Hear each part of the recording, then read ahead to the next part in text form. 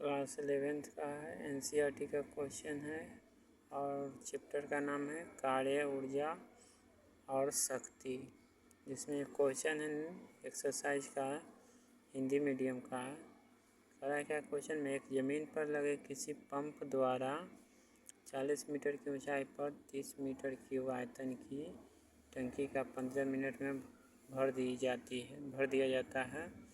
यदि पंप की दक्षता 30% हो तो पंप द्वारा उपयोग में लाई गई विद्युत शक्ति ज्ञात करें। यानी हमें विद्युत शक्ति निकालना है P। तो सबसे पहले क्या क्या दिया हुआ है वो लिख देंगे। आयतन दिया हुआ है तो आयतन को V से डिनोट करते हैं, तो V इक्वल टू लिख देंगे हम 30 मीटर पर क्यूब। अब है मतलब जानते हैं कि पावर इक्वल टू क्या होता है, वर्क मतलब विद्युत शक्ति इक्वल टू होता है कार्य बाय समय। तो हमें ये निकालना है, तो कार्य तो मालूम है नहीं, वर्क। तो अब सबसे पहले हमें द्रव्यमान निकाल लेना है, द्रव्यमान। तो द्रव्यमान बराबर हम जानते हैं आयतन गुण मल्टीप्लाई घनत्व होता है। क्या होता है? घनत्व। तो घनत्व लिख देंगे। तो पानी का जो घनत्व होता है ना, वह होता है 10 के पावर 3, ठीक है।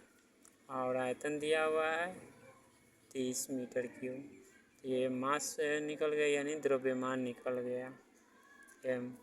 अब कार्य निकालना, तो कार्य बराबर यानी स्थिर पंप द्वारा इतना मीटर की ऊंचाई पर है, 40 मीटर की ऊंचाई पर, तो कार्य बराबर हो जाएगा m, ठीक है, GH, क्योंकि ऊंचाई है, स्थितिज ऊर्जा के रूप में है, तो ये लिख देंगे। तो मास तो दिया हुआ है कितना, ये हमारा 3 × 10 के पावर 3, और G का वैल्यू होता है 9.8 लिखेंगे। कितना लिखेंगे? 9.8।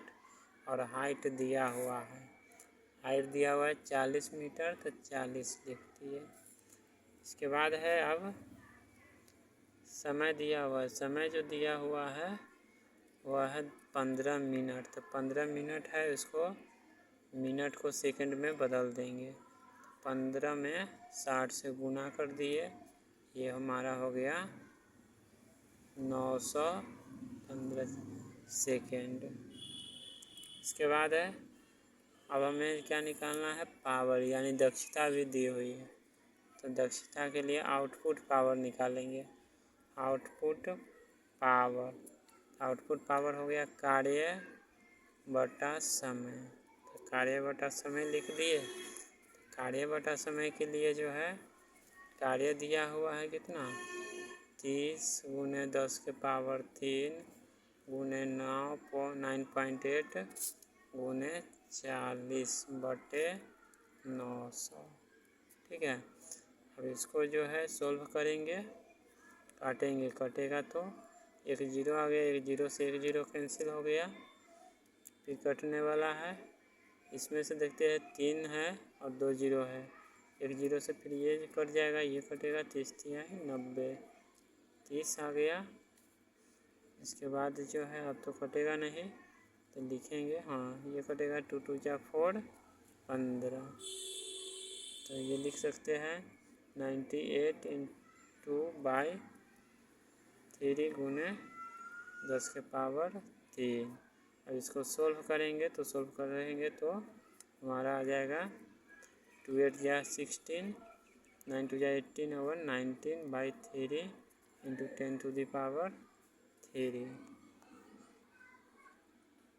इसके बाद है इंजन की दक्षता भी दी हुई है 30%। 30% दी हुई है, तो विद्युत शक्ति यानी इसका 30% निकालेंगे। तो 30% दक्षता है दिया हुआ बाई 100 = आउटपुट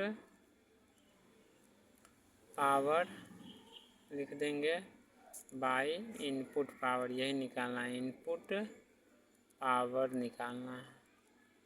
ये तो निकलने का है, तो ये हमें मालूम है। ये इसका जो वैल्यू कोई हो गया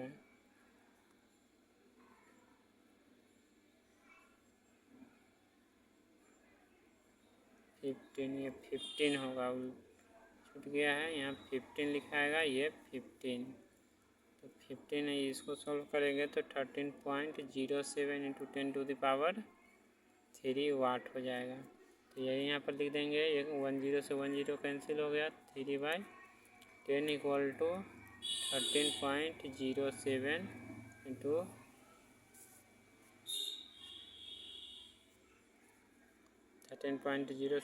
इंटू 10⁻³ बाई इनपुट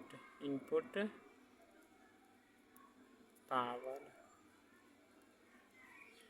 ये क्रॉस मल्टीप्लाई करेंगे तो 13.07/3 हो जाएगा, और ये 10 है और यहाँ पर 10⁻³ है, तो यहाँ हो जाएगा 4, है ना। ये निकल जाएगा, क्या निकलेगा, इनपुट पावर।